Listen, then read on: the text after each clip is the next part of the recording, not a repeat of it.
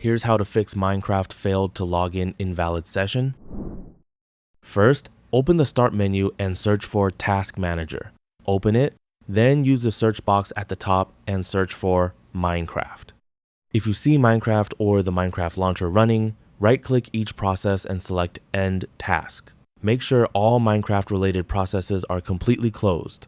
After that, close Task Manager and launch Minecraft again.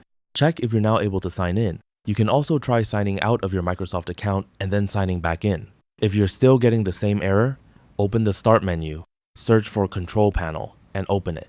In the top right corner, make sure View By is set to large icons.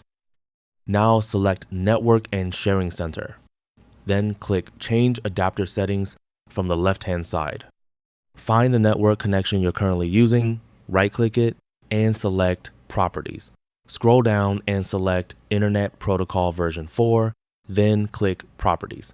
At the bottom, select Use the following DNS server addresses. For the preferred DNS server, enter 8888, and for the alternate DNS server, enter 8844. Click OK, then close all the remaining windows.